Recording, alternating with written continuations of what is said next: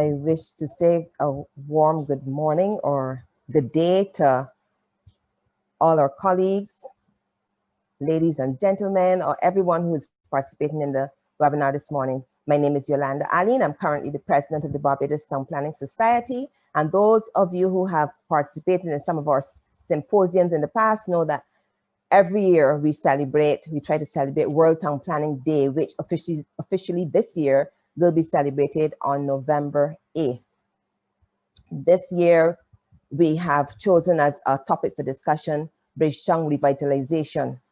This is our capital city, our main center, and over the years, as many of you know, we have watched it deteriorate, we have watched it lose the life it once had. And so today we want to draw attention to it because World Town Planning Day is about the ideals of community planning, drawing attention to that.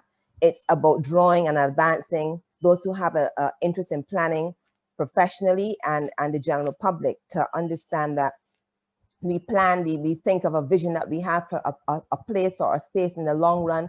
And it's really making places for people. It's having that sense of place, that thing that culturally distinctively causes a place to be what it is. And so we wanted to focus on Bridgetown.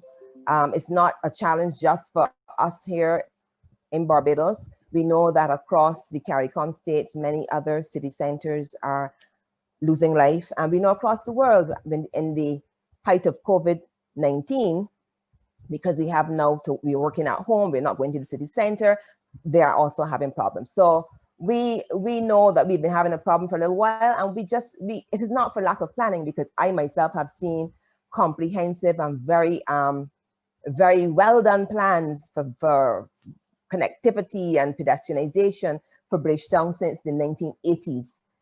It is about implementation, and I think we want to stimulate today's discussion about it and turning our attention to implementing our plans. How do we implement that vision, and what would Bridgetown look like 20 years from now, 30 years from now?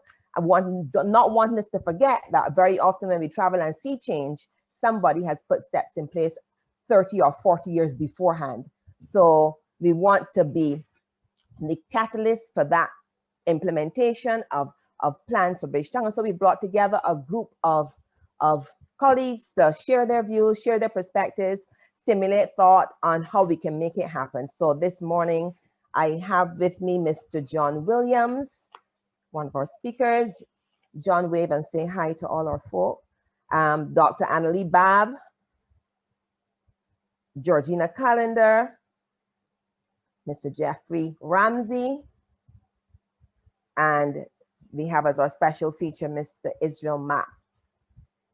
Yeah, it's wonderful. So I'll give I know sometimes you get so much paper coming at you, you don't get a chance to read it all. So I will introduce each one as they're about to speak, and just very briefly, but this is our lineup for this morning. We really want your participation. We really want you to contribute. This is not to say that the panelists have the answers to anything, but they're here to stimulate thought and to stimulate the direction in which we should go, and more importantly, identify how we can make it happen as we move forward with trying to bring life back into our capital city. So with that, I wish to thank you all for spending this time with us and look forward to a very productive discussion.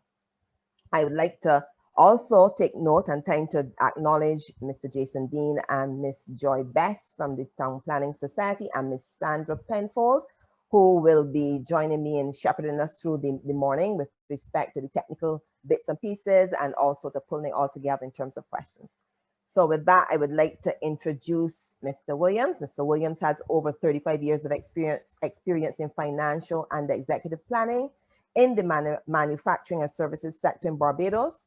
He is the Chief Executive Officer of Cape Shepherd and Company Limited, a public company founded over 100 years ago.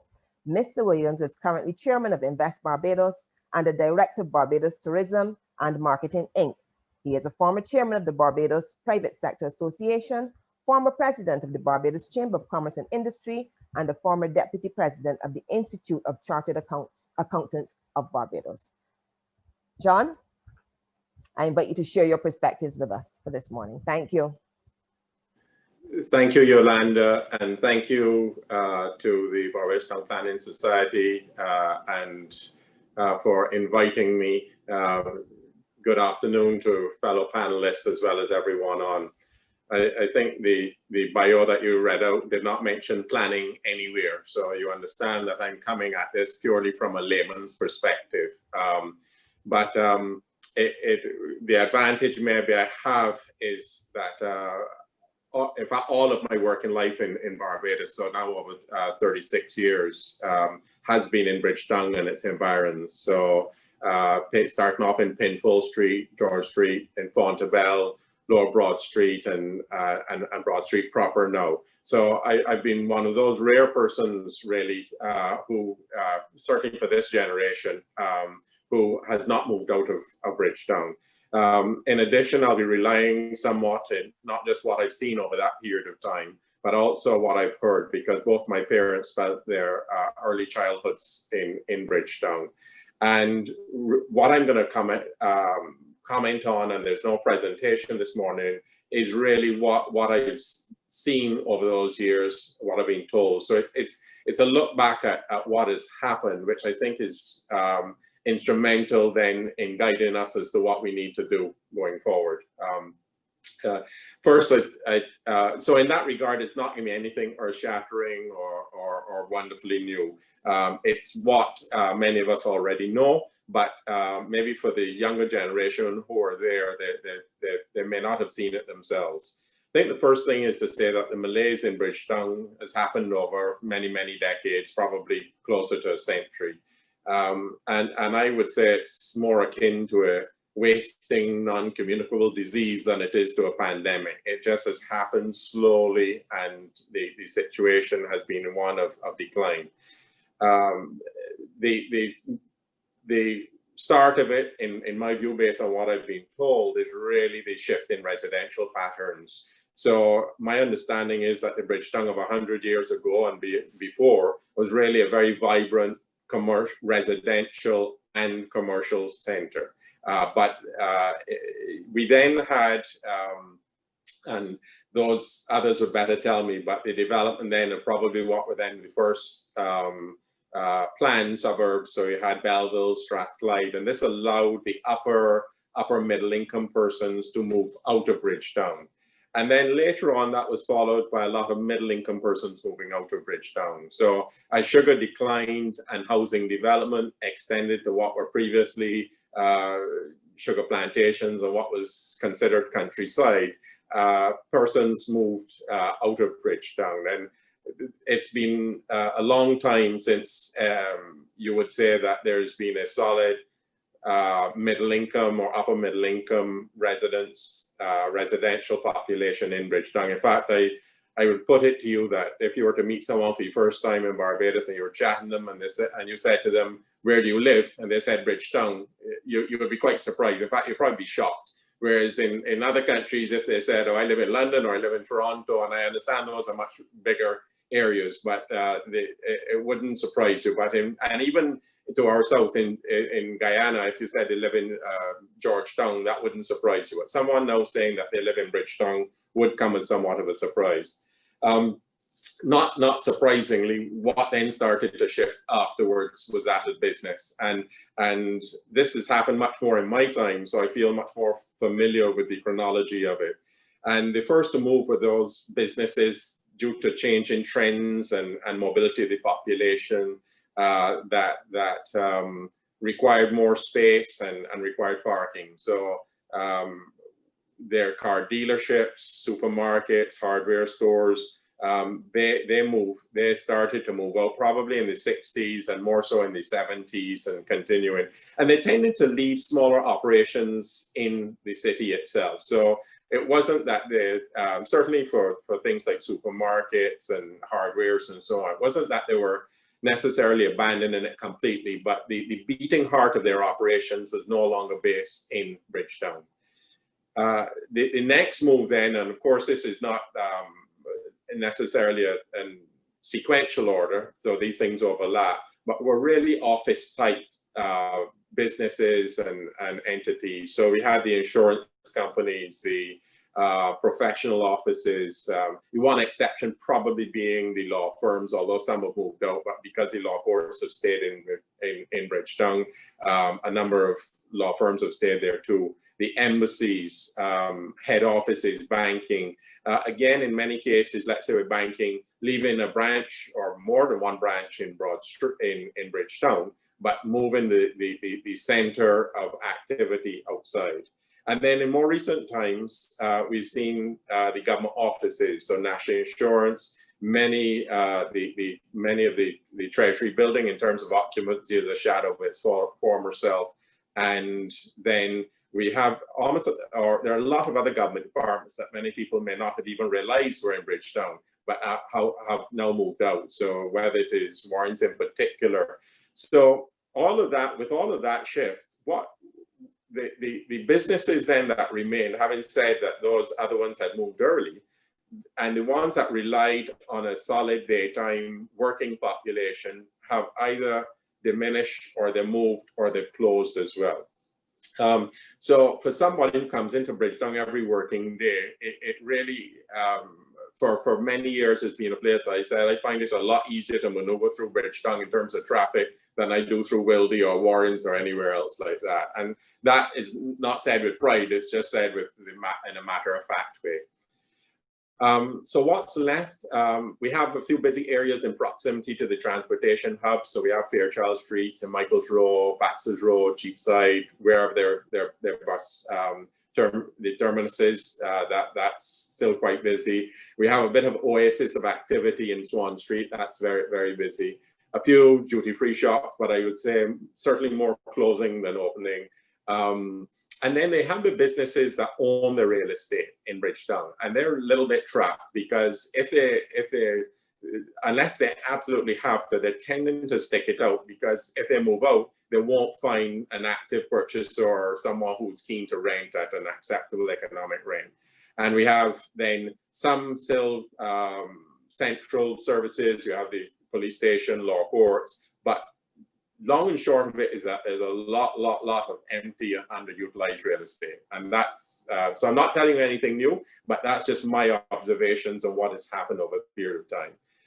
There are a lot others who will come after me that can speak more clear, with much greater confidence in terms of what needs to be done. But I really am just suggesting that we start to reverse the process. And that starts with reintroducing residential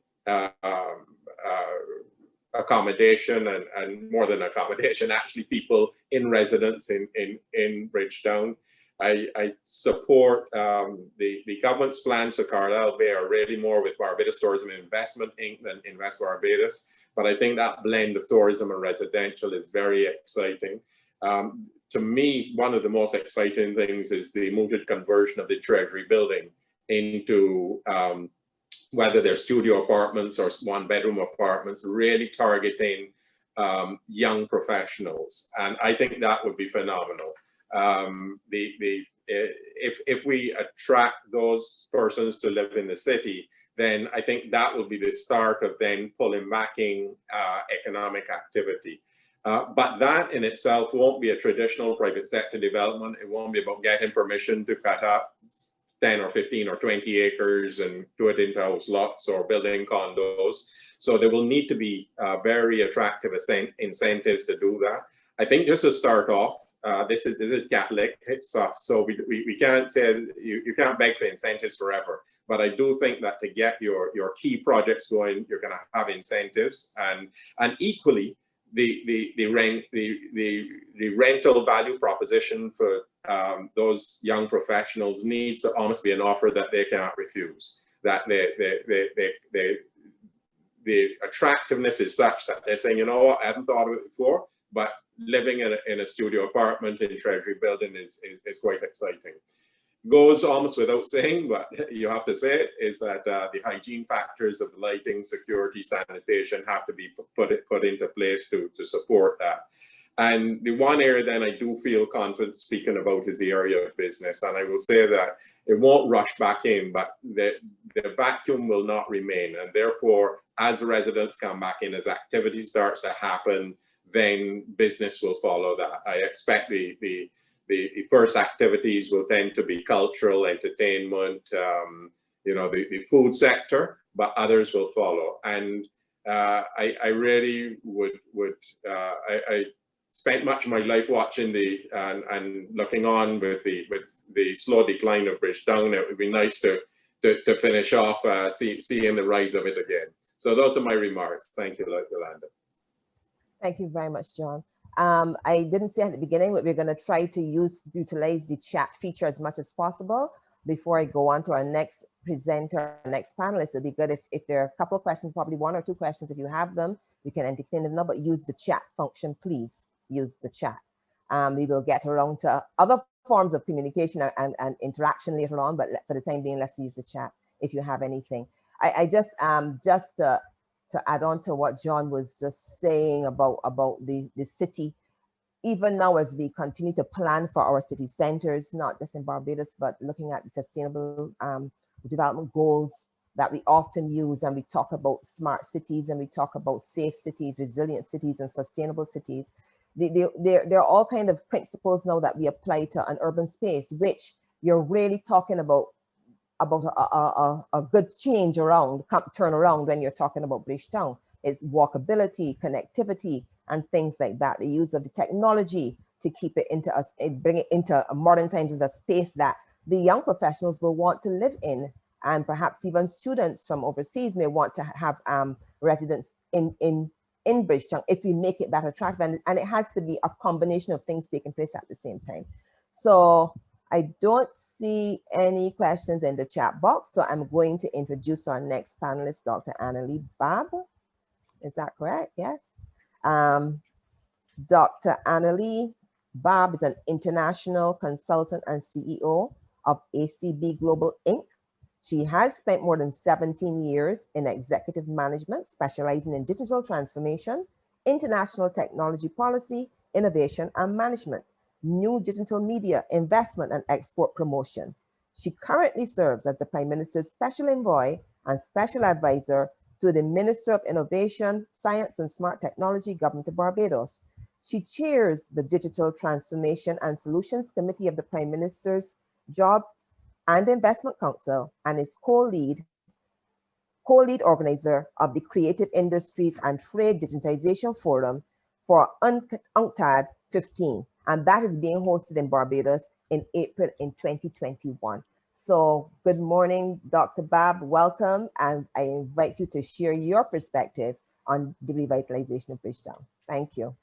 Thank you so much, Dr. Arlene. Welcome to everyone, a good afternoon. I'd like to begin by thanking you, Dr. Arlene and Mrs. Sandra Penfold, for your very gracious invitation to join you. Like John, I am not a specialist in town planning, but I'm just sharing with you some of my jottings and thoughts on the Bridgetown revitalization, a green, smart, vibrant city center. And I'd like to start, as I often like to do, with a bit of literature. In his 1992 Nobel acceptance speech titled The Annalee, Fragments of Epic Memory, St. Lucian literary icon, the late Sir Derek Walcott, suggested that a culture is made by its cities. In other words, the roots of cultures and nations and people are deeply grounded in their cities. The essence, character, dimensions of our city speak to who we are. They're mirrors that reflect our collective nature or shared temperament. I believe they reflect our joys, our sorrow, our rage, our despair, our triumphs and our tragedies. Our cities showcase what we value, what we disparage and denigrate, what we hope for, what we live for, what we imagine and what we dream of. But what is a city really? Official definitions suggest that it's a large, important town, the major metropolitan center of a region, a commercial or financial hub.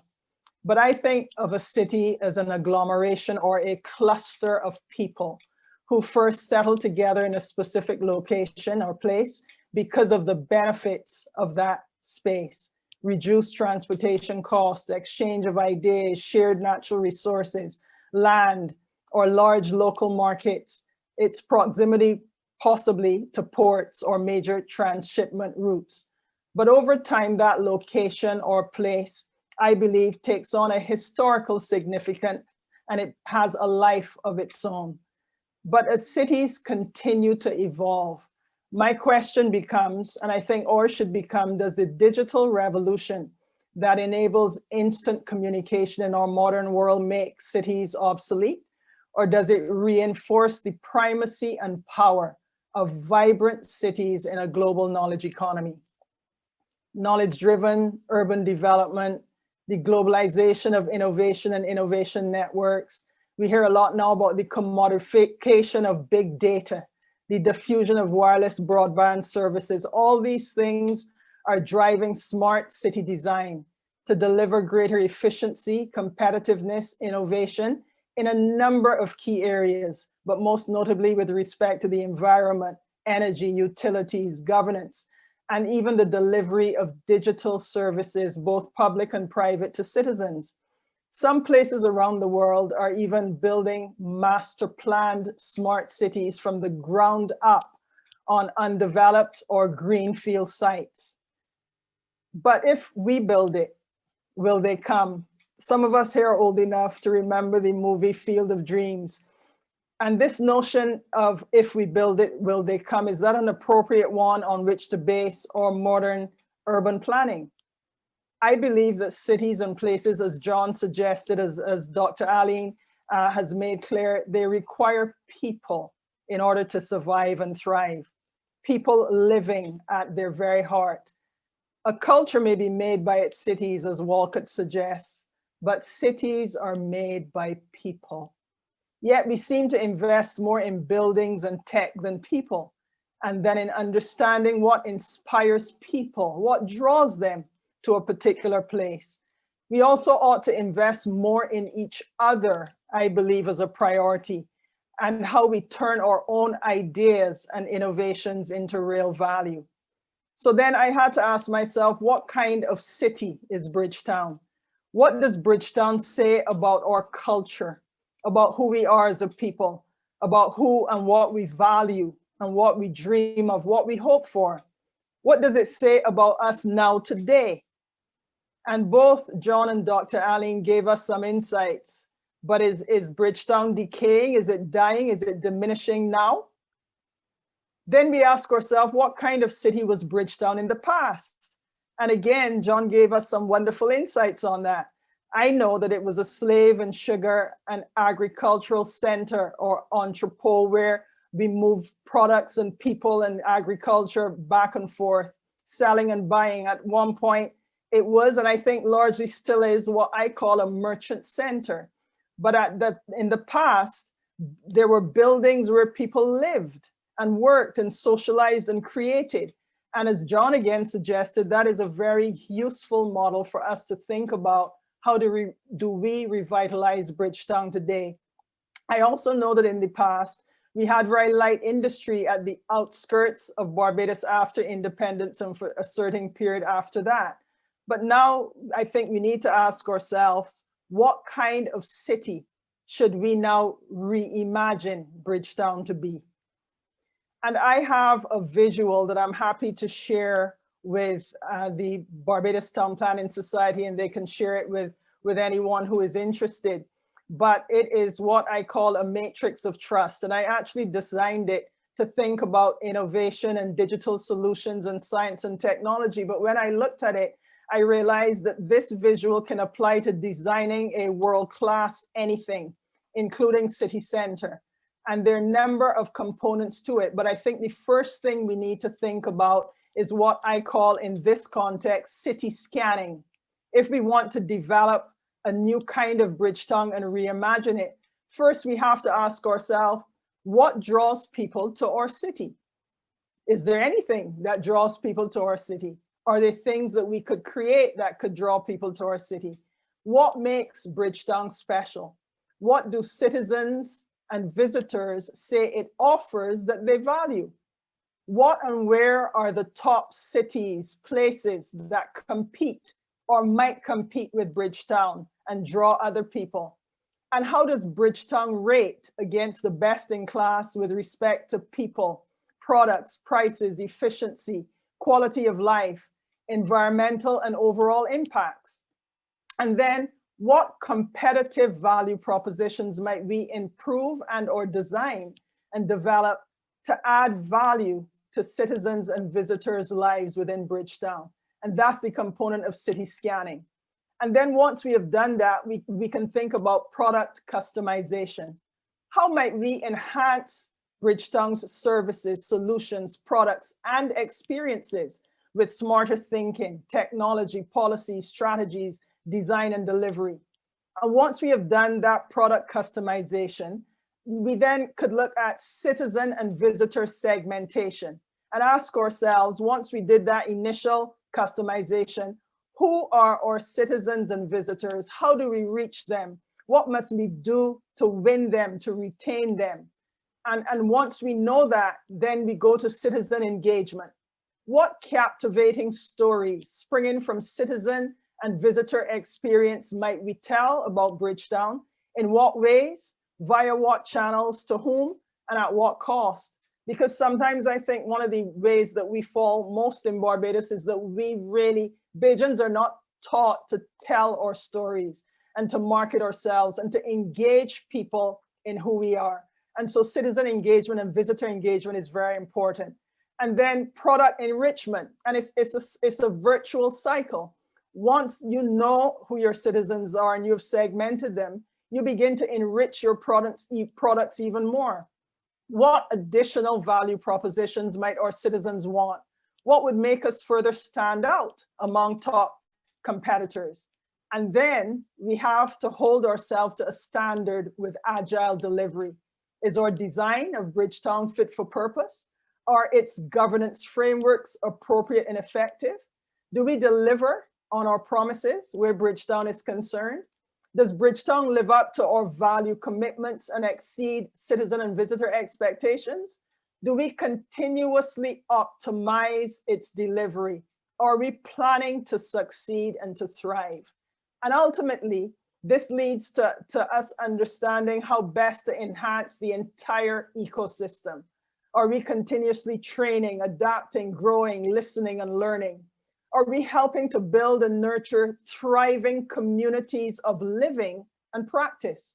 Are we identifying and connecting with or leveraging global value chains of innovation, knowledge networks, creative hubs? Are we helping to build healthy conditions that allow us to flourish in partnership with government, businesses, labor, and civil society? What we want is a green, smart, vibrant future for Bridgetown. And in my view, I believe that it can become and ought to become a hub for innovation and creativity, where people and creatives and innovators, young people, technology specialists live. And from there, they work, they create, they innovate, they play. Smart and green, less cars, less pollution, the list goes on. Bridgetown ought to be driving technological innovation that solves people's everyday problems. So what about, and I've championed this from the time I joined government as a special advisor and special envoy. It's 2.5 years now. And I've been championing this even before that, a Barbados Tech Accelerator that issues challenges, and in this case for a smart and creative Bridgetown, and creative and tech clusters, culture, innovation, ideas. And a tech accelerator that issues challenges is about people solving their own problems and issues.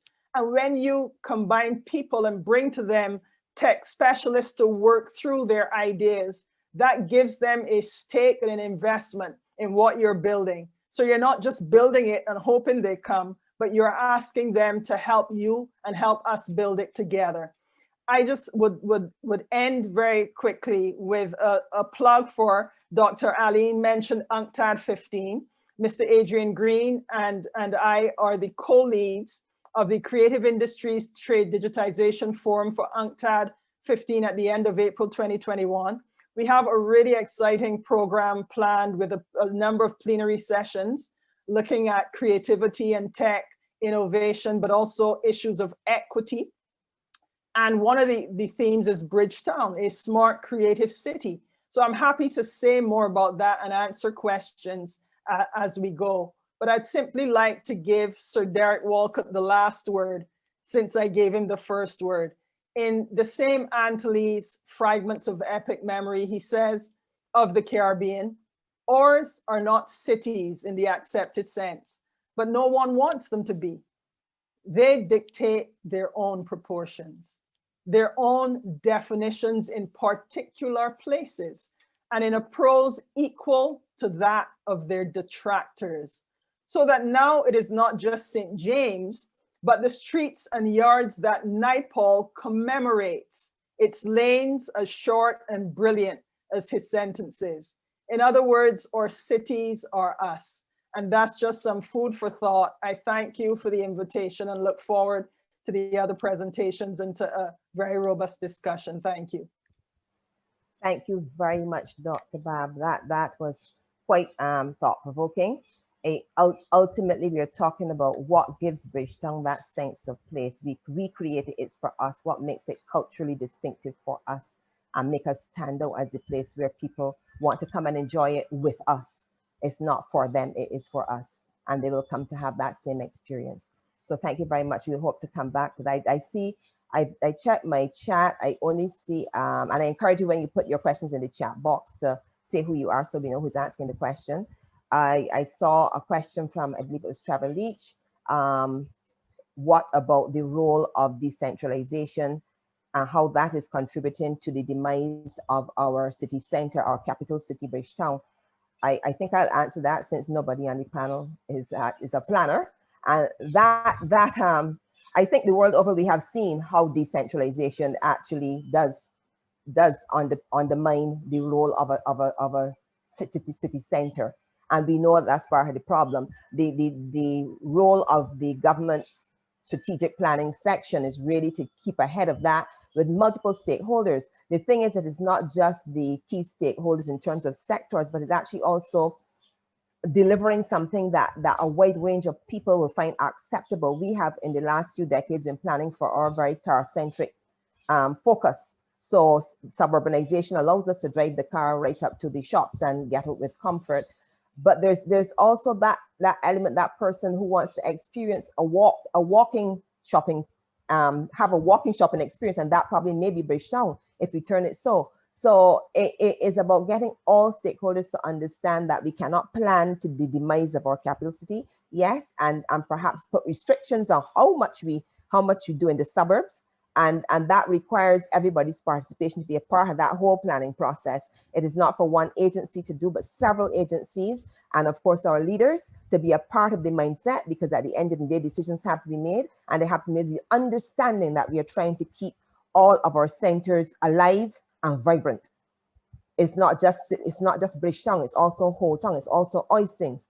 So you don't want to have one plan at the demise of the other, which means that you do have to have it very integrated and very holistic and implement it in a framework which makes sense so that all will rise together. Before we move on, you know who we are. You can see us, some of you. I wanted to run a poll just so we know who's in the audience, the sectors that we're from. If we can, I can ask Joy to just administer that poll so we can get people to just say which sector they're from. The poll will be up for only a few seconds, so if you could just select the option. I don't see the selection option. I don't know how you select, but I guess there must be a way to do it. Yeah, good, lovely.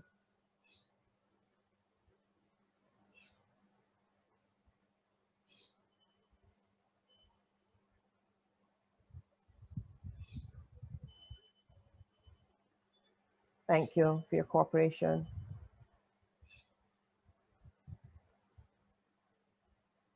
Only half of you have voted. It'd be nice if all of you tell us who you are. Since you've come out to be with us this morning, it'll be nice to let us know.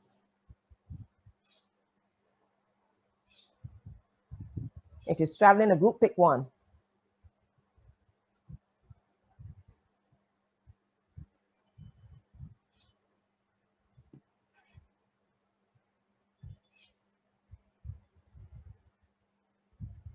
How much longer do we have, Joy? 10 more seconds?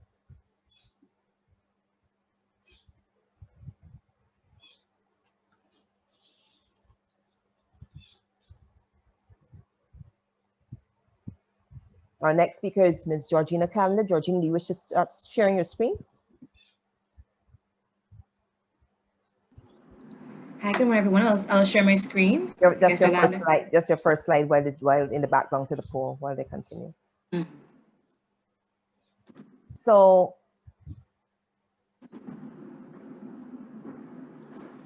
we have the results of the poll.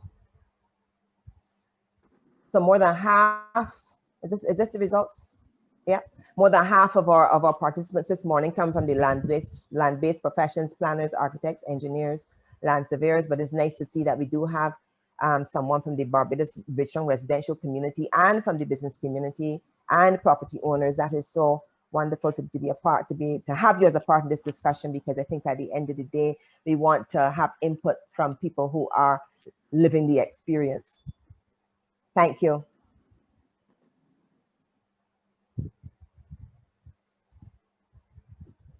Thank you. So Georgina Callendar, Ms. Georgina Callendar is an innovation consultant, passionate about celebrating Caribbean art and culture locally while seeking ways to export it internationally.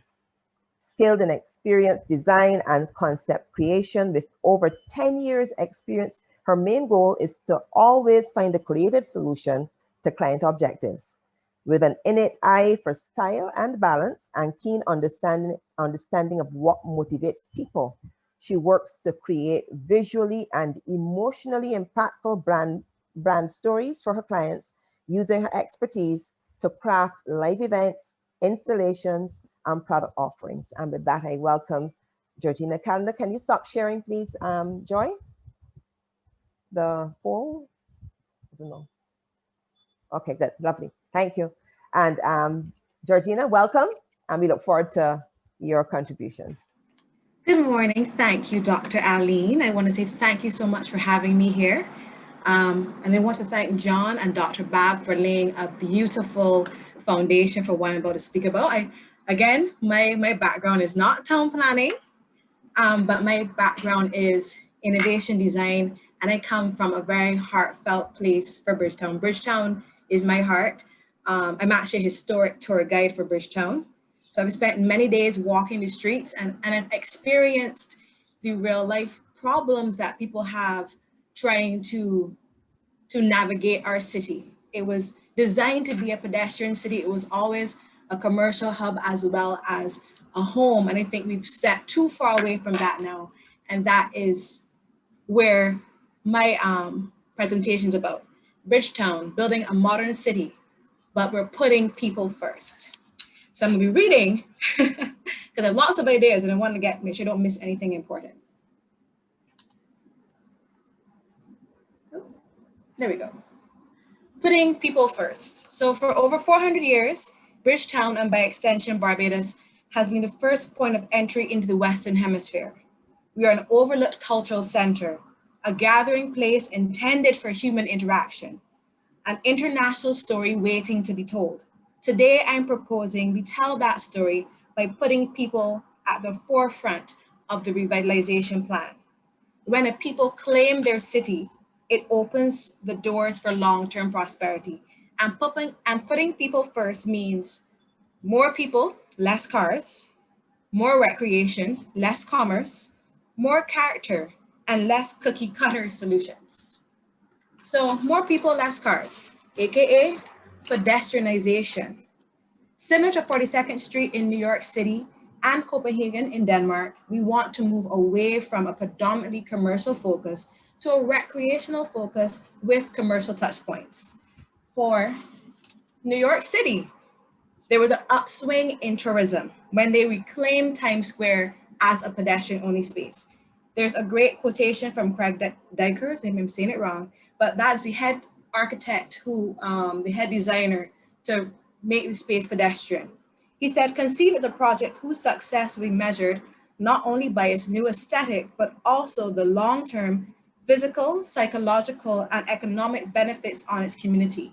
The reinvention of Times Square stands as a model for how design of our urban landscapes can improve health and well-being of its users while providing an important stage for public gathering. That's New York. Then we go on to Copenhagen, which I love them. There was when they turned the pedestrian street, the main street into pedestrian street, there was lots of pushback. All the tradesmen said, no cars means no customers, and no customers means no business. And my favorite, we are Danes, not Italians. There's no tradition of outdoor public life in Scandinavia. And I'm quite sure with the move to pedestrianize Bridgetown, we're going to hear very much the same. But the move to pedestrianizing Main Street was a huge success in both popular and commercial terms. Today, foot traffic represents about 80% of the movement in the inner city. City residents have had time to develop a completely new city culture. There has been heavy growth, especially in the recreational activities in the city. It's time we re-examine how we view a city in Barbados. Bridgetown, we need to view it as a work of art. Bridgetown, this is a place free from dangers, from toxins. We're creating a safe, comfortable, and place with efficient transport systems. Our new Bridgetown seeks to boost national morale, create living and playing areas to attract life back to the city, transform the city into a year-round creative art space, improve public health through improved air quality, exercise, cleanliness, more green spaces, and finally, actively promote Bridgetown's status as a UNESCO World Heritage Site.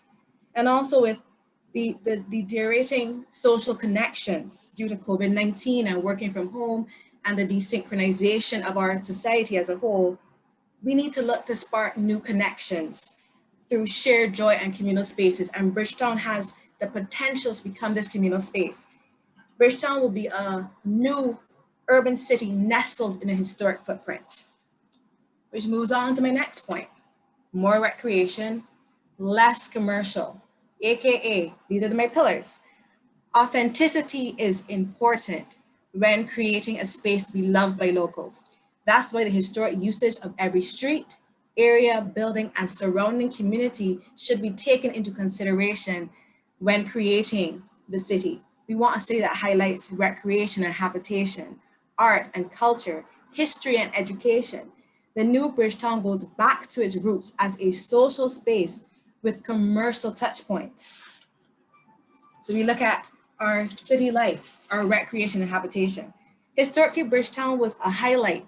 When visiting, you'd overnight at one of the many hotels, whatever your pocket could afford, and take in the entertainment, the sights, and meet up with friends. Why should it be any different now?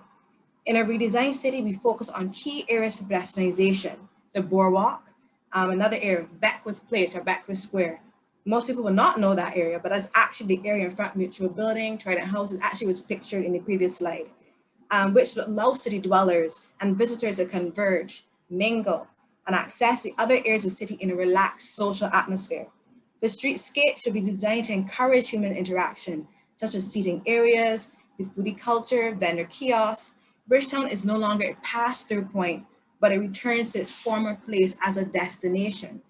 And as an offshoot of this, we should seek to create new modes of transportation, or rather introduce modern equivalents of historic forms, such as eco-friendly city trams and water taxis that can connect you from Spicetown, Old Town, Bridgetown, and Oistins. So we're making a connection of all of our historic cities. And that brings us now to the entertainment in the city, personality by community. We want to bring the energy of ongoing entertainment centers back into the city by highlighting through design the historic personality of key areas, such as Baxter's Road and Jubilee Gardens. For example, in Baxter's Road, a pedestrianized Baxter's Road would become a street fair, almost very Bourbon Street-like, with live musicians, fish stalls, fresh bread, pink star gizzards, all in this area, highlighting the existing culture. We're not seeking to destroy and rebuild. We are improving the way we share the already rich culture that exists in each community. And this also ensures buy-in from the residents and businesses in the area, as well as locals. And then it comes to living in the city. Bridgetown was always a home and a coveted area code. We reintroduced this concept by creating trendy apartment districts in the now commercial areas, such as Roebuck Street and Swan Street. We create mid to high-end apartment complexes aimed at our Gen X and millennials, who many have traveled overseas or lived overseas to study and would come back home excited to live in a city center. And added this, we introduce casual and fine dining restaurants in these areas and decentralize the food culture from just the West Coast to South Coast. Now Bridgetown becomes its own foodie culture. So there's so much that we can do in the city to bring back the life. Then now the art and the culture. Bridgetown was once home to many street entertainers. We want to bring this concept back with going to entertainment and street fairs in natural amphitheaters. Theater like NYC's Shakespeare in the Park, Church Village Green, Independence Square, Jubilee Gardens, and the newly created pedestrian zones become epicenters for free entertainment. Our local talent can find stages to perform, so there's entertainment in the city all times of the day and the night. In street art, Bridgetown becomes a blank canvas for our local talent. The streetscape becomes an opportunity to create. And the subject matter is informed by the character of the area, by the history of the area, but it's modern and it's fun. And young artists can quite literally become part of the fabric of the city. And the historic alleyways, this is the main reason for us being a UNESCO World Heritage Site. Our streetscape has not changed in 400 years. And we can celebrate that by allowing these streetscapes to become artistic centers, cultural centers for over-the-top creation, and they're cared for by the community.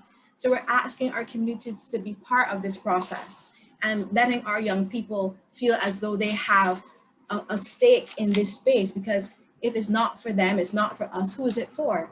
It is for the next generation to come, that we create these spaces, we maintain them, we love them, and we celebrate them. And finally, my favorite part, the history and education. Let's not forget, Bridgetown is a living museum and is an underutilized attraction.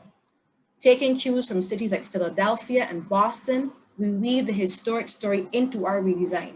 Hence why from inception, we focus on the historic identity of each community, as well as letting this inform the physical design choices in the cityscape. As a first port of entry for all enslaved persons entering the English-speaking Americas, the entire city is already a museum space. We need only create the exhibits. Here's our opportunity to become an active part of the global historic conversation.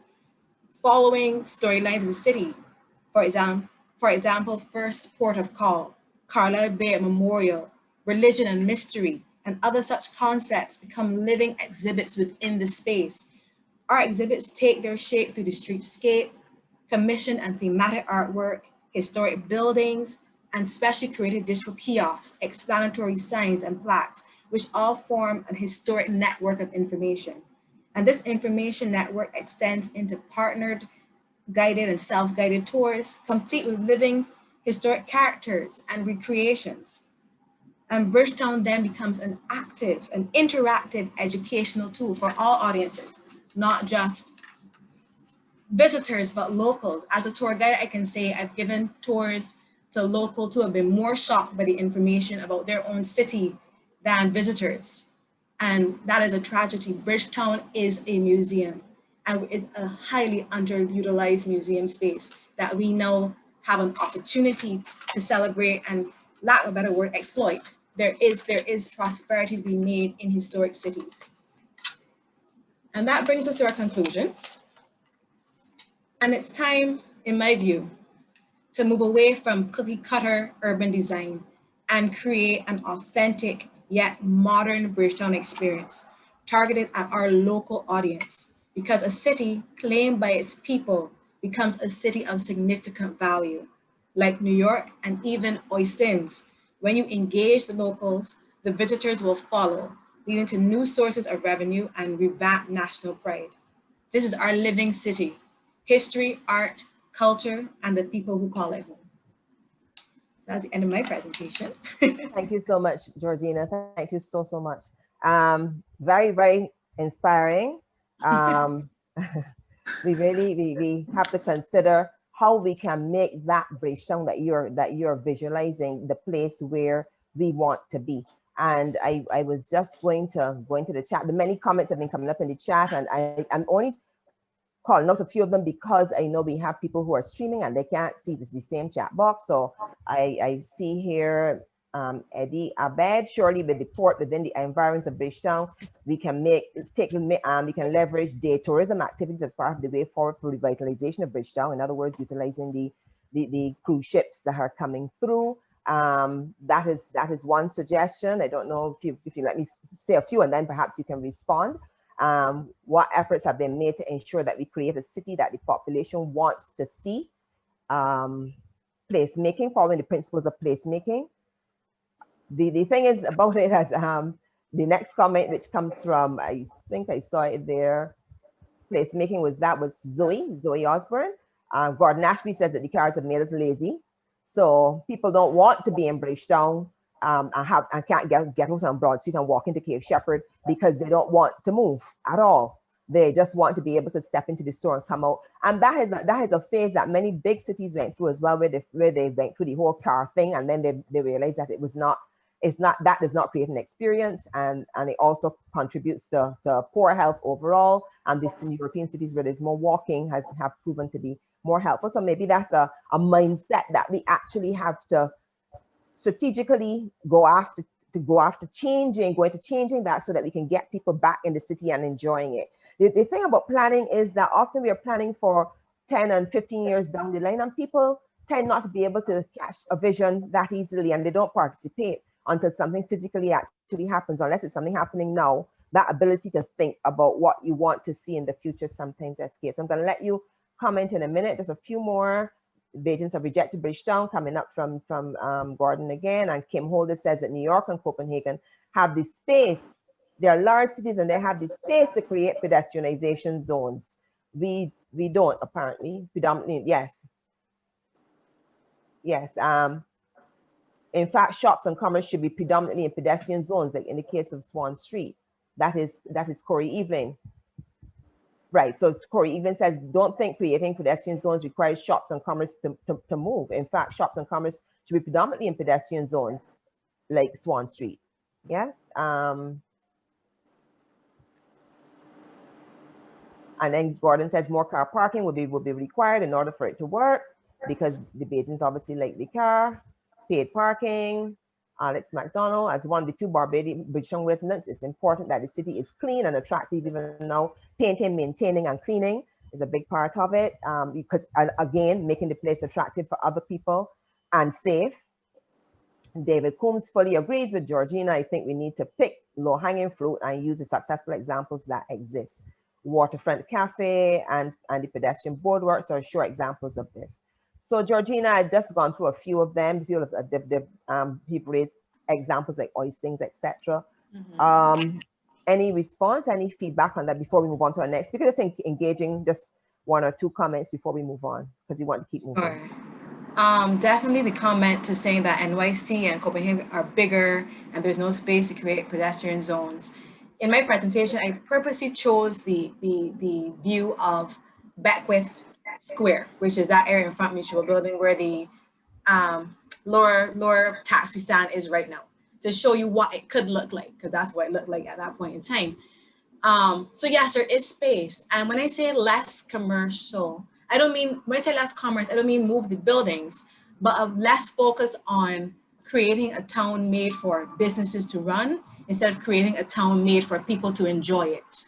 Because the truth of it is, and I think someone made that comment previously in another comment, that people take pride in saying that they've risen up so much they don't need to go in Bridgetown.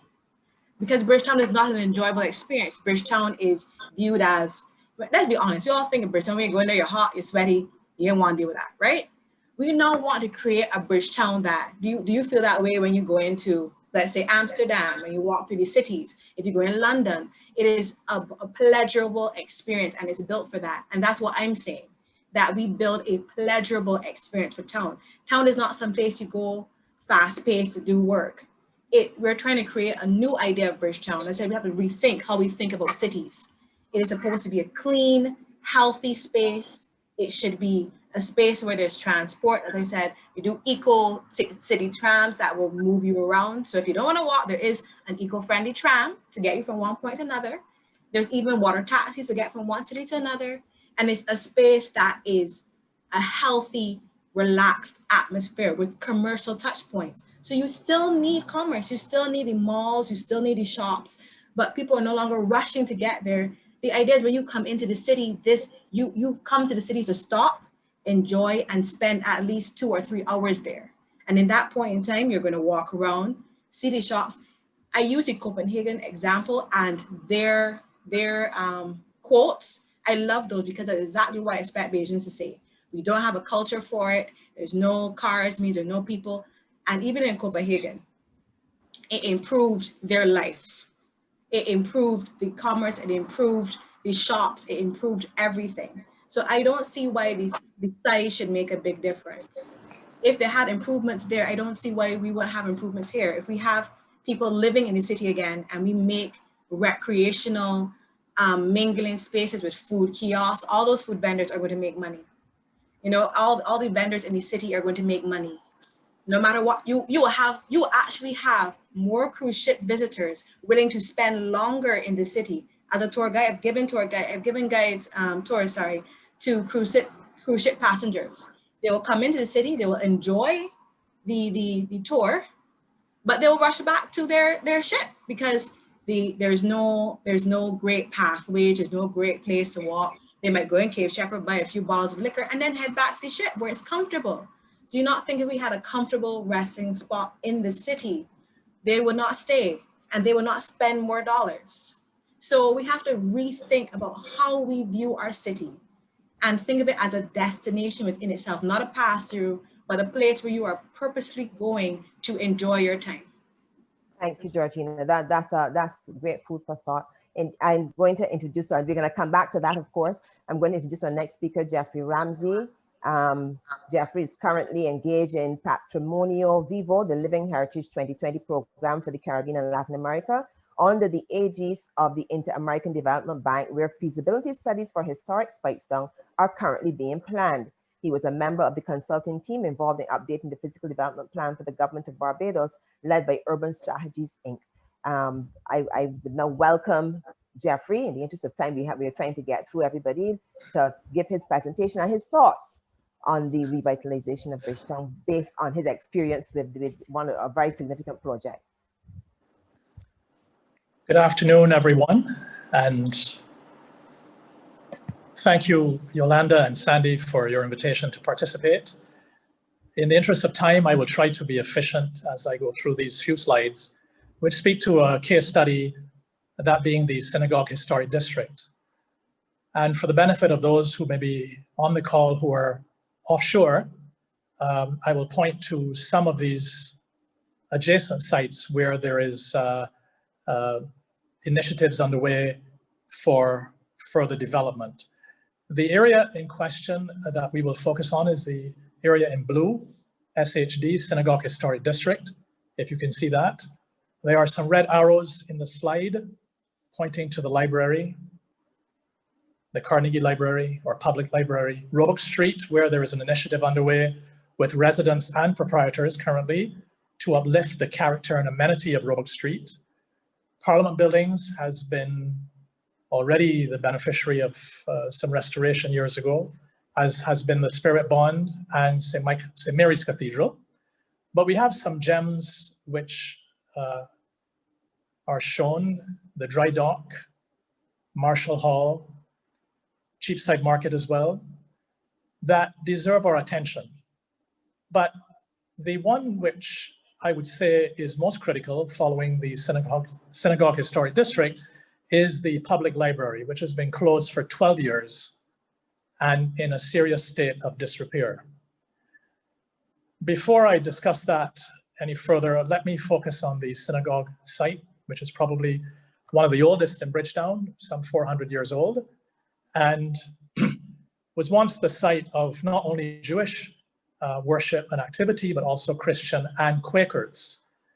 And in fact, the next slide speaks to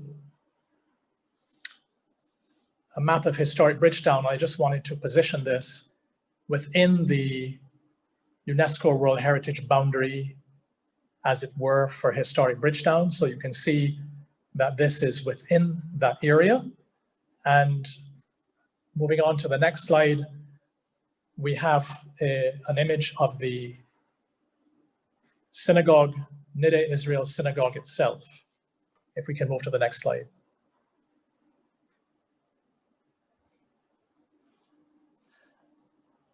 The one before, thank you. Right, this building is, as it stands today, it was once in the early 1900s sold to the private sector. Many of us have never before heard of a church being sold, but this house of worship was. It was then taken over again by the Barbados Jewish community, but another threat was in the 1980s that it was to be demolished to make room for the Supreme Court project. Due to efforts by the community at the time and proposals being put to the then Prime Minister, Tom Adams, it was agreed to save this building, and hence we have it today, along with its ritual bath adjacent, which is also an interesting aspect of this site. This all sits within a walled enclosure, outside of which are other buildings, and you can see that on the next slide, where we have a master plan of this city block. It shows the synagogue in the middle, the old shoemaker shops at the bottom of the block on James Street, the first fire station in Bridgetown, which is over to the right on the corner of James and Coleridge Street. And these buildings were all in a serious state of disrepair when, due to the intervention of a philanthropist, monies were made available. The government donated the buildings and the Crown lands. There were a couple of parcels bought from the bank that was, in terms of land ownership, present at the time. And this project commenced originally 25 to 30 years ago, but this most recent phase was 2 years and was handed over in 2017 in terms of public use. It is quite a success story, but it does take millions. And the benefit of having a philanthropist, in this case, there was only one philanthropist, he had been involved in previous phases. So that was a fortunate occurrence. And I think with respect to other properties in the city, the question might be asked, how easy is it to raise money? Well, one thing I will say here is that one must have a charity or trust where donor funds can be received, because it has been indicated more than once that donors will not give money to government directly. So for anyone here or offshore who has a similar project, it is imperative that a trust or charity be set up, and there's one here quite active in this case. There are numerous plans, as another participant or panelist mentioned, several plans for Bridgetown rehab, and I think we've now gotten to the stage where we have to implement. We have to find funds and we have to implement. There is no more need for specific studies, be it near Pelican Village or near the Treasury building. I think we've passed that stage. The next slide shows a before photo of the condition of this site when it was simply a car park. We would have all gone there at some point, but this confirms the state of the buildings as recently as 2015. There were trees going through the roof of the old Weights and Measures building, which is what you're seeing here. And on the left with the arch is the old fire station, which many of us would not have actually fully appreciated in our youth what was behind that wall. So moving on, we have a photo of the current site with its stone facades and buildings restored. Lighting was a major aspect of this. Improved parking, safety and security were considered important. and it has certainly improved the amenity of the surrounding area. A good portion of this site was taken up for, shall we say, public use, seating, building an Emancipation Monument to commemorate the signing of the Emancipation Act on this very site. Codd's house, where it occurred, was demolished in 1985, if I am correct. And that was an unfortunate occurrence, but the monument attempts to speak to history in this regard. So moving on beyond this, we have a photo on the left of a building which was used by BNB, and at the time of this project was unoccupied. And the owner agreed, this was not government lands, to pay for this property, have the building demolished, and then on the right you can see what was created thereafter, which was parking. This is monthly parking, which is quite heavily subscribed. And this therefore is in private ownership as opposed to the other 2-acre site opposite, which is largely private public sector partnership, vested now in the Barbados National Trust. We can move on to the next slide, which shows another aspect of before and after. These are the old shoemaker shops, a very quaint building in terms of its architectural elements. And the intention was to honor that architecture and restore it as part of this project.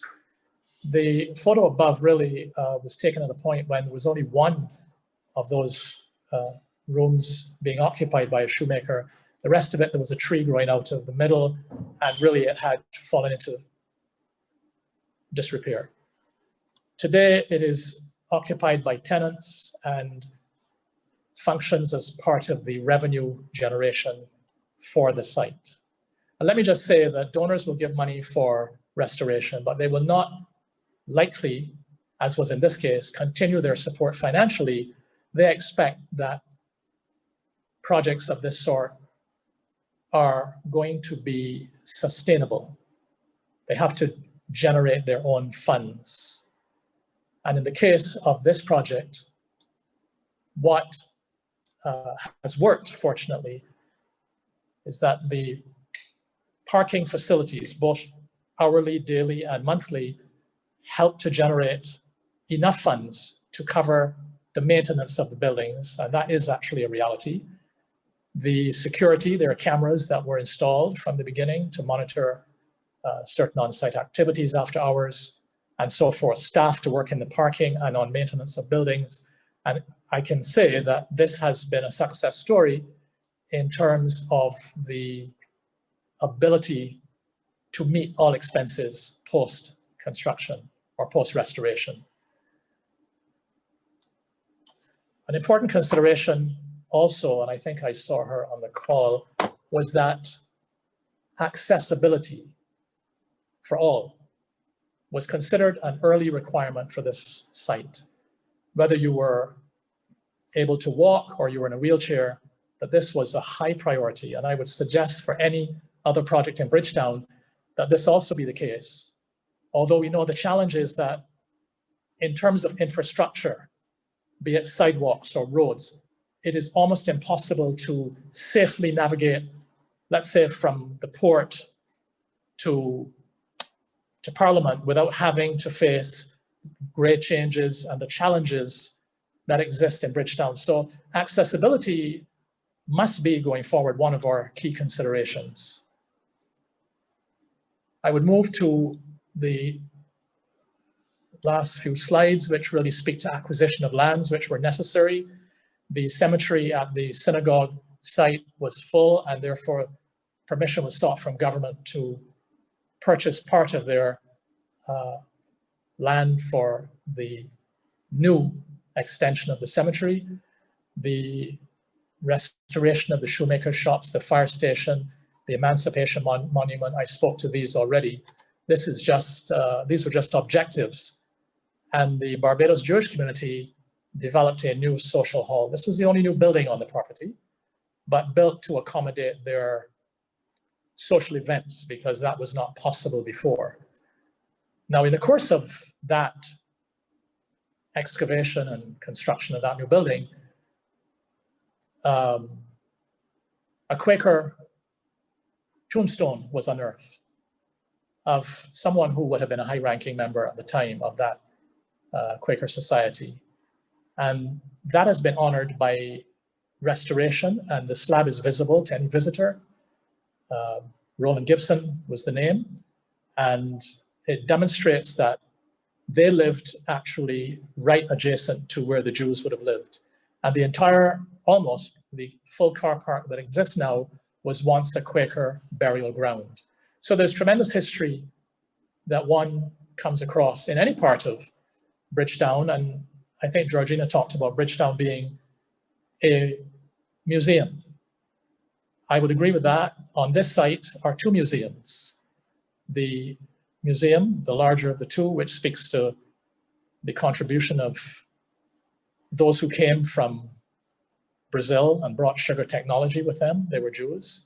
And then we have a fire museum, which is part of the cafe in the old fire station that speaks to the history of fire and the fire stations in Bridgetown and the men and the people that worked in those capacities. So people have really been at the center of this undertaking.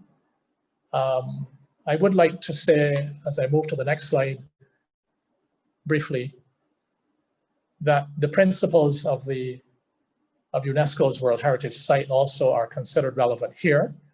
I'm not sure if I can comment on the future of World Heritage, but it was taken seriously as part of this project, and every effort made to preserve any aspect of history that was found here. The last slide speaks to encouraging further expansion and build out. And this is really where this project is going. Having been completed, within a short distance, walking distance from the synagogue site, is the public library. And there are efforts underway to raise funds for that, as I mentioned earlier. It is within walking distance. And there are other sites which equally merit attention. So this is not meant to be the end, but rather acting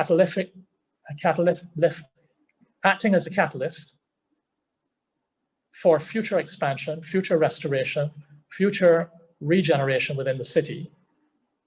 And there are certain instruments that have already been set up under the Synagogue project to facilitate those, let's say, offshore, those in the US or elsewhere, who may benefit from tax concessions, to give money to similar projects and benefit through their own concessions. This already exists, this mechanism. It's a legal instrument, and that is available to help any other project in the city of Bridgetown. And finally, whether it be heritage tourism, genealogy tourism, all of this was addressed in the tourism master plan and is considered important going forward. I would like to put in a plug for something which I feel was mentioned years ago in other studies. The tourism master plan was one. Town center management is absolutely critical for any of our towns, be it Oistins through to Speightstown. And in this case, Bridgetown, we have rodents, we have sanitation issues, we have various problems, but it is managed by disparate entities and agencies and departments. We need to have one central control agency, almost like local government, to monitor the city, especially if you are going to be thinking about other undertakings and projects. Without town center management, I feel, and I did have the pleasure and honor of growing up on the outskirts of Bridgetown near Queen's Park, I think that town center management could make a difference. Without it, we may encounter serious problems in terms of what happens after these projects are handed over. That is my contribution, and thank you, Yolanda. I hope I have not overstepped my time, That's all. We don't have a lot of time left, but thank you very much. That's all right.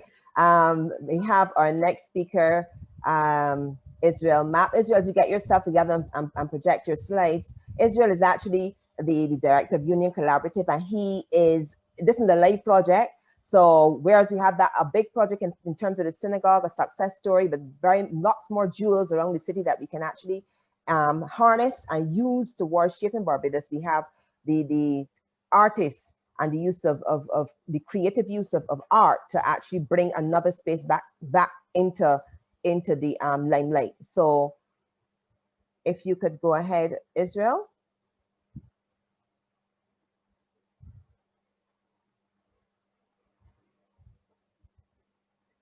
We have 30 seconds. Joy, could you post the second poll while Israel is sorting himself? Quickly, 30 seconds up.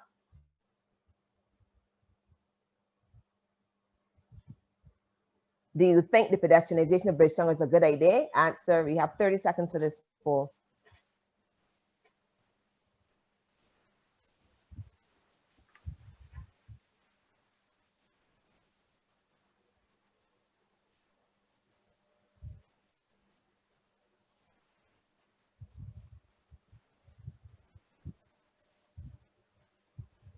Lovely.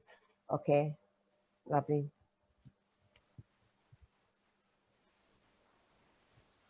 Thank you. Most people think so, 75%, and then there's some that are unsure. Thank you. Israel? Hi, can you see me? Yes, we can. You go ahead. Great. So thank you all for being here. Just let you know about our organization. We're Union Collaborative. We are a nonprofit social creative enterprise based in Barbados with its attention focused on the city of Bridgetown and creative development. We make spaces for creativity and transform communities.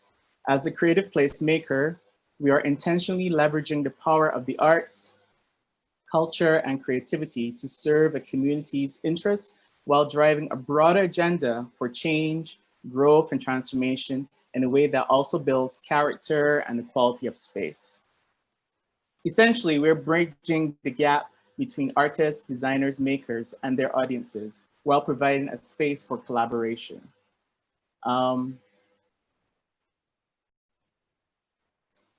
We currently are creating opportunities for established and emerging artists, designers, and makers to create meaningfully and participate meaningfully in the city building and shaping vibrant and inclusive communities through site-specific public art, clustering, and creative placemaking interventions. We do this by providing artist relocation, creative production spaces, exhibition spaces, public art, and we also allow for shared equipment so artists can share a resource. And we do programming as well. So we offer curatorial services, product development. We also work along with creatives for expos and expositions. And we also have a shared market space.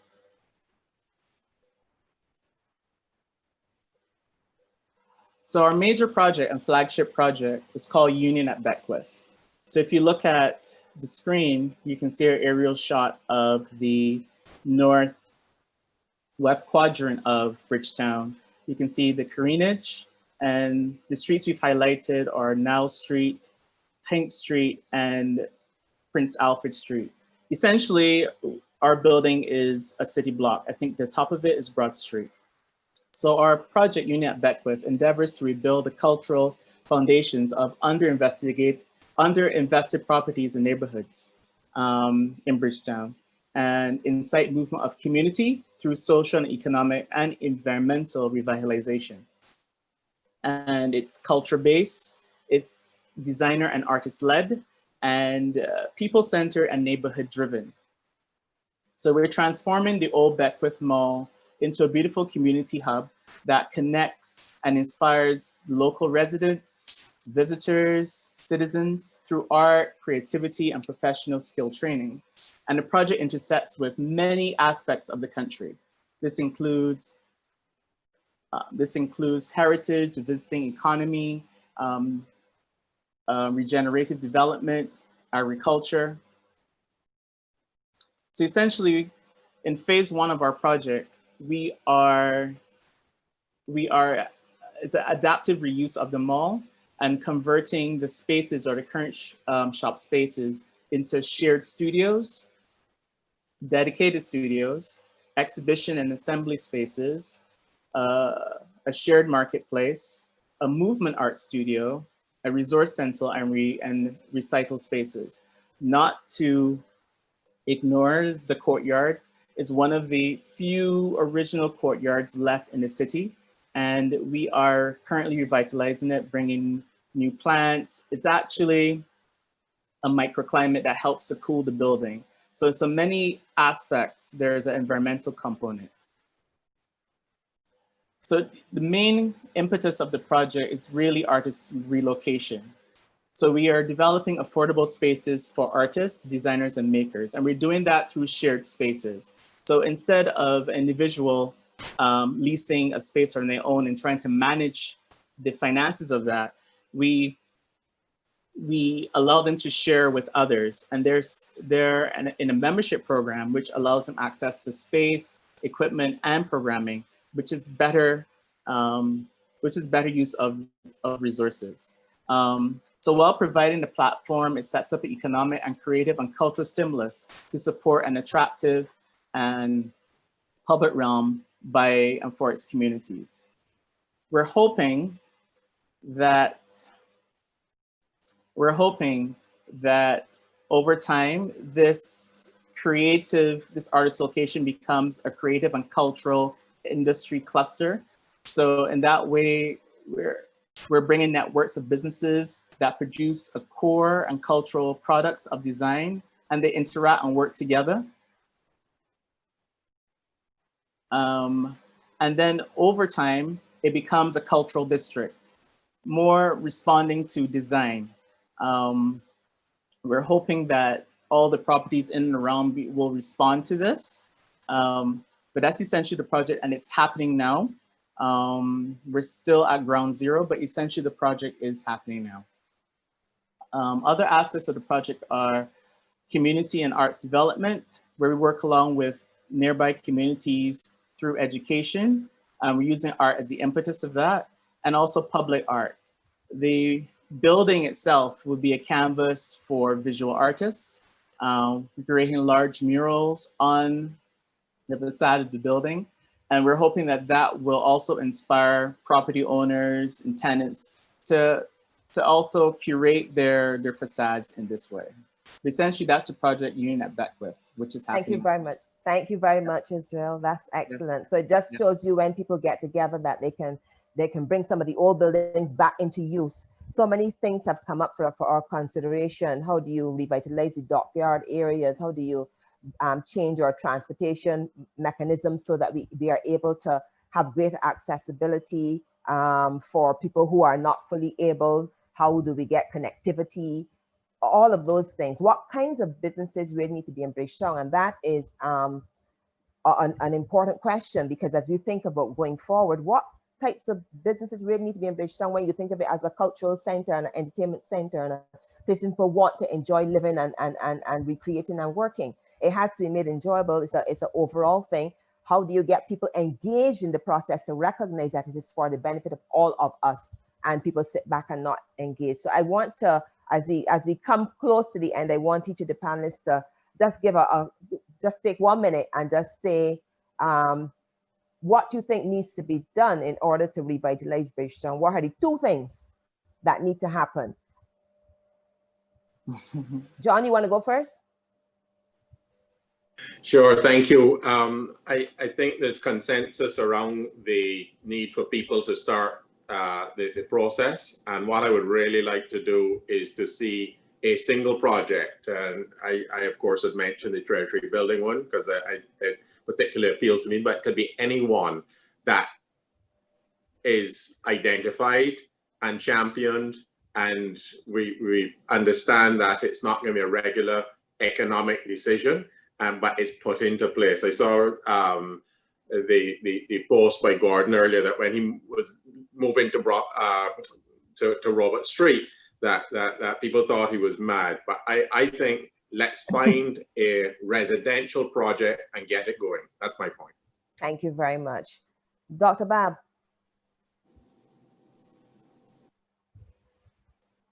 You're muted. Yes, ma'am. People-led innovation. I'm passionate about it. We design things and then ask people to come. But I took also Geoffrey's point. I had wanted to say, I had not heard anybody till he talk about the need for governance. And I think decentralized governance. I am sitting on a UN body right now that's looking at smart cities around the world. And they do not understand our model. They think that cities just govern their decisions themselves. I think that's something that has probably held us back. So people-led innovation and governance, decentralized governance that is tied very closely to investment. Thank you. Georgina? You're muted. Yes, I had to unmute. I agree, I second with Dr. Babb and with Geoffrey. We need a city center council, as he described it. Nothing is going to move forward in Bridgetown and be unified, and all these little projects come up and they have life for a very short period of time. When I say short period of time for a city, 3 or 4 years is a very short period of time. And the innovations and these creative ideas are not going to be prolonged into the future unless we have one body that manages that. So I agree that's the first thing we need to do. And also as a community, as a country, we need to change our view on what our capital city is, change our view on what we consider a city to be. We go to New York, we go to London, we go to all the European cities, and we accept the idea of recreation, live and play. But then we come home to our city, it's all of a sudden this foreign concept that we can't wrap our heads around. But yet when we leave our shores, we are, we embrace that. So what we need to do is change our view of our own city and embrace the idea of live, work and play in Bridgetown. That's what it started out 400 years ago. It was one, and somebody mentioned it in the chat, that the top 4 cities in the world, it was London, Paris, Bridgetown, I can't remember the 4th one, but those are 3 I talk about on tour, so I know those ones. But somehow we've moved away from that. Let's move back to where it used to be. And that's my comment. Thank you so much. Jeff, your final words? Live, work, and play, I would always agree with. My final words are focused around town center management and traffic management. And I think if we can do that, if we can make a serious attempt, we would have made strides in the right direction. Town center management need not be disruptive. It's a matter of simply having the right people in one office, representative of different ministries and departments. It's quite easy to do. It need not be disruptive. Okay, thank you. Israel, 2 things? Okay, I would like to say that city design really needs to be responsive. And going back to Annalee's first thing about it being for people, just being responsive to what we need and what we want, as opposed to creating things that are just not unrelatable. I also would like to say the city should be used and designed for the everyday.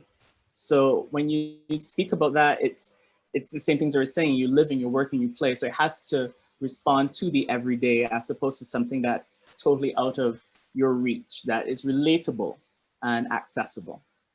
Thank you very much.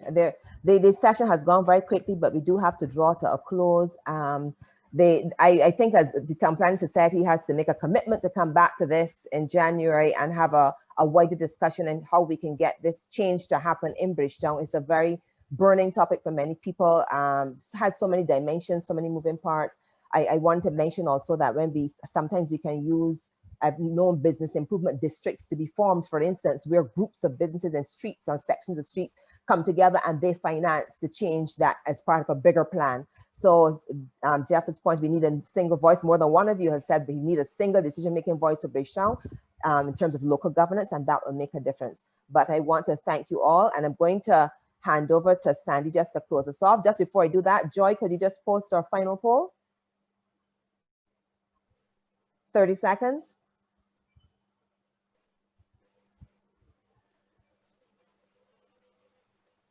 Just choose, what do you think we need? A mayor, establishment of the town center management unit, which is what Geoffrey alluded to, management by urban development corporation. Many people use corporations to actually bring revitalization back into some section of our urban area. None of them, all of them. So we have some with none, some say all, and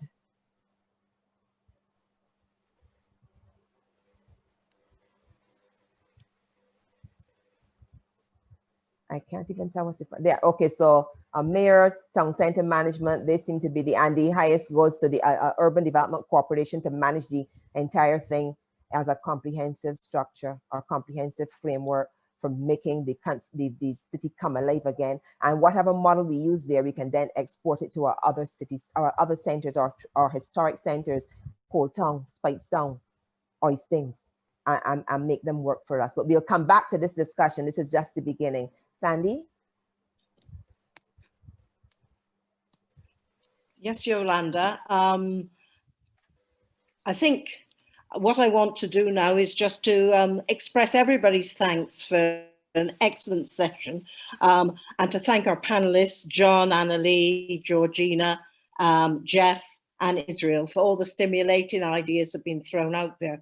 I think the one thing that's come through all of this discussion is that the theme that's come out of all the presentations is that Bridgetown has to be for people, and that the people, successful cities around the world have large residential populations. And I think it's important that we start by thinking about what do we need to do to attract people to live back in Bridgetown. People bring with them creativity, innovation, and all the things we're looking for over the long term. But unless we get people living in the centre, some of these things will never happen. A city that works for people and for residents will work for visitors and other people coming to visit. So I think it's important that we get those components right, but we've got to start with people.